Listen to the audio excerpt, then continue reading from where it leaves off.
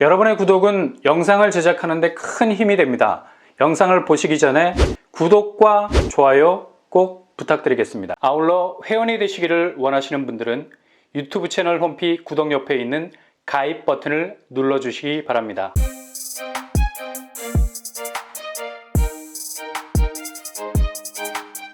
안녕하세요, 뻔뻔한 북독방입니다. 어제 부동산 빅뉴스가 터졌었죠.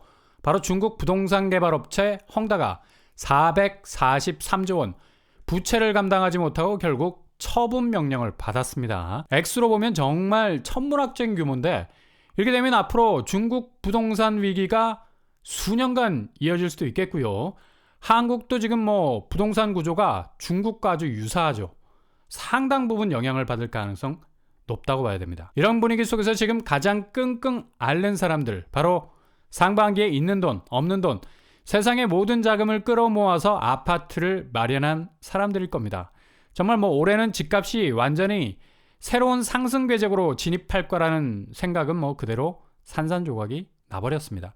이건 불꽃놀이가 융단 폭격으로 바뀐 상황인데, 그냥 계속해서 뚝뚝 떨어지는 집값이 밤새 잠 못 이루게 하는 가장 무거운 근심이 될 뿐만 아니라 차후에 자산 붕괴를 가져올 수 있는 폭탄이 될 수밖에 없어서 가장 피가 마르는 시간을 보내고 있을 겁니다. 이거 단순히 긍정적으로 혹은 낙관적으로 생각을 절대 못하는 게, 이번 주 그렇게 눈을 씻고 봐도 좀처럼 나타나지 않는 실거래가에서도 정말 폭삭 내려앉을 수 있는 폭락가들이 속속들이 등장하고 있다는 사실이죠. 그만큼 예상보다 빠른 페이스로 집값이 떨어지고 있습니다.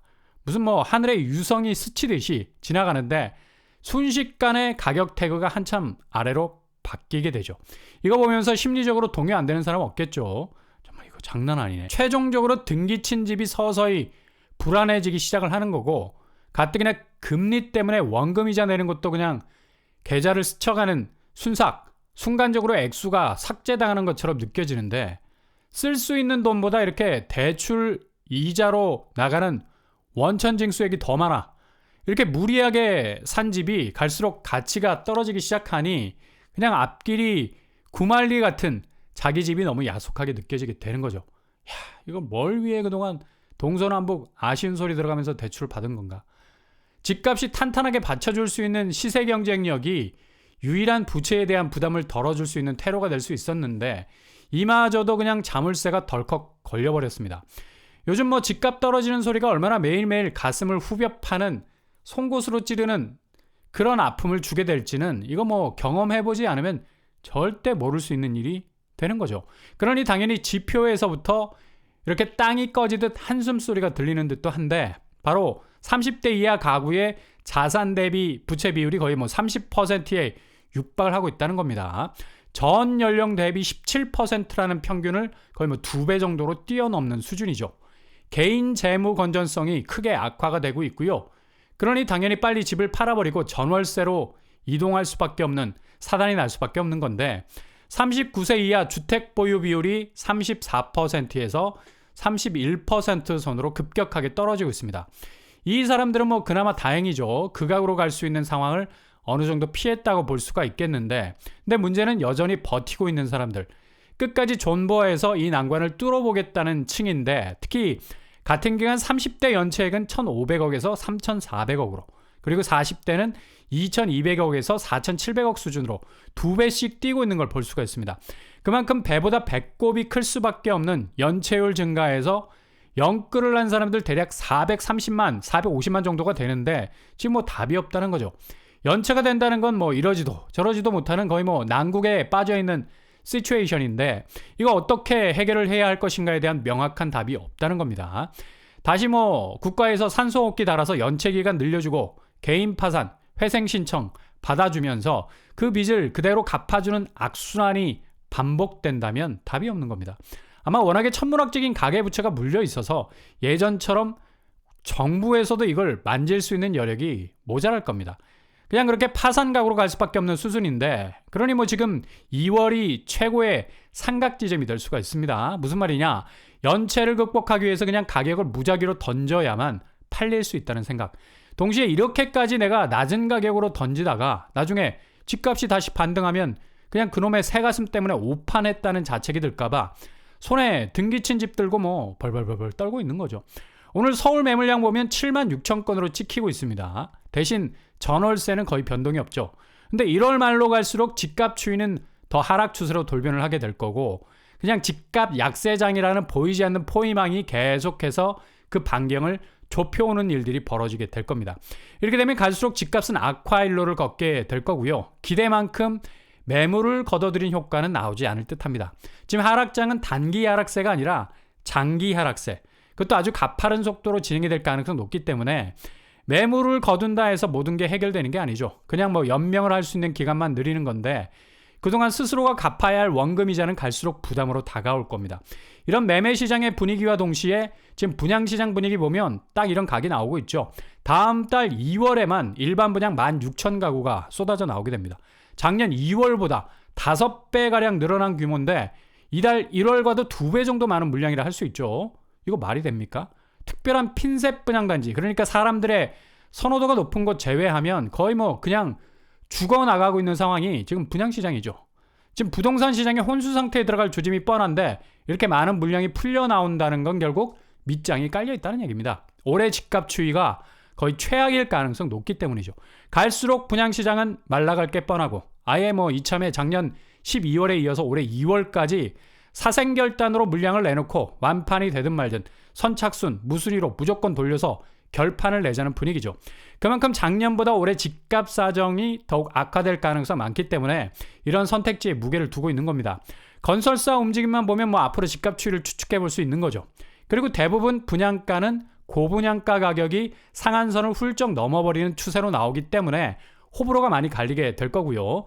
어차피 지금 분양시장은 무주택을 위한 분양이 아니라 선착순 무순위로 범위를 확대, 지역 분양 차원에서 전국 분양으로 넘어가서 해결을 보려는 경향이 많죠.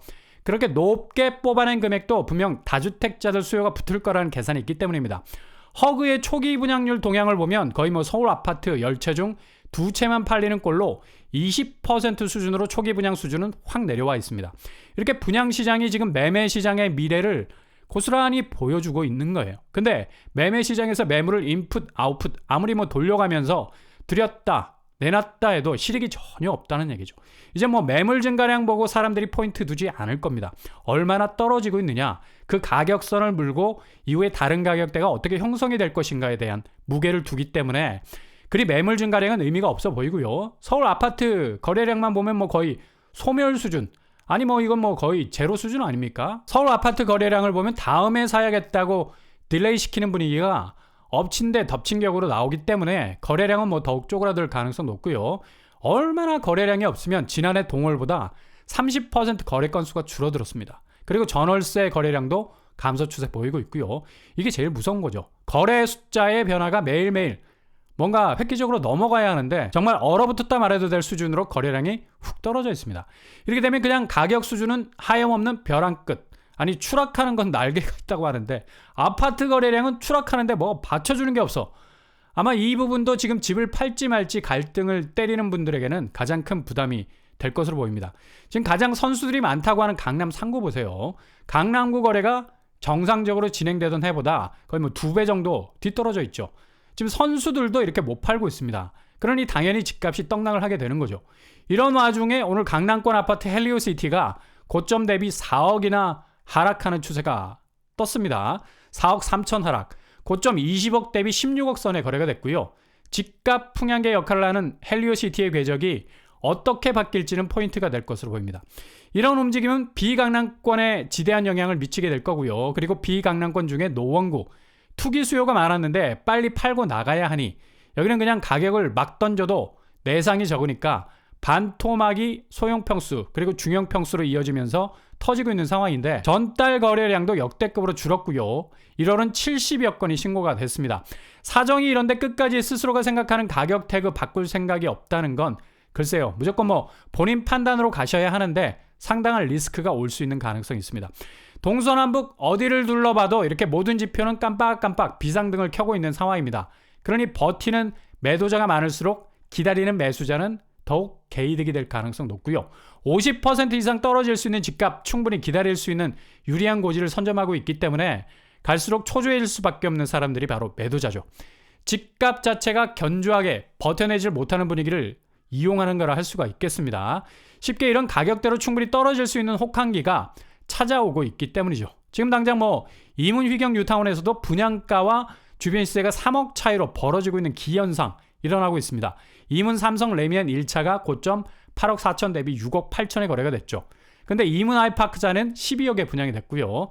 마피가 날 수 있는 가능성도 있습니다. 휘경동으로 건너가도 마찬가지죠. 휘경 SK뷰가 10억 6천 정도 시세를 형성하고 있는데요. 휘경자의 디센시아는 11억 5천 정도로 별 갭이 느껴지지 않는 신축으로서의 프리미엄이 그냥 다 증발이 된 느낌이 들 정도입니다. 올림픽 팍 포레온 역시 고점 22억 대비 19억 선에 머물러 있고요. 실거주 의무 유예를 3년을 더 뒀는데 얼마나 시장에 영향을 주는지 살펴봐야 할 것 같습니다. 이렇듯 이미 승부는 한쪽으로 기울어진 것으로 보입니다. 결국 시간이 승부의 분기점을 만들어 놓을 것으로 보이네요.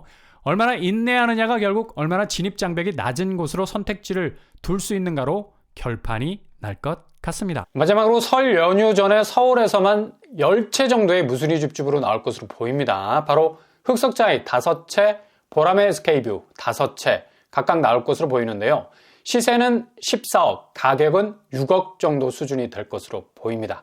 두 곳 다 입지가 좋은 곳들이라 관심을 가지고 체크를 해보시는 것도 좋을 듯 합니다.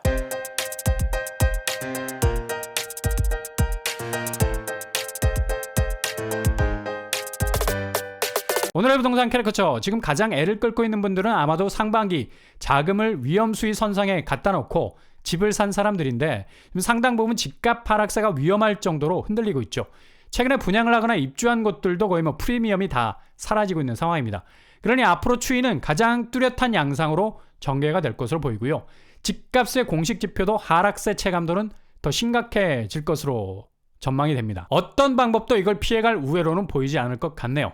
기다리는 자는 결국 승리하게 될 가능성 아주 높은 시기가 될 것 같습니다. 오늘도 응원합니다. 여러분의 길이 꽃길만 되실 수 있길 바랍니다.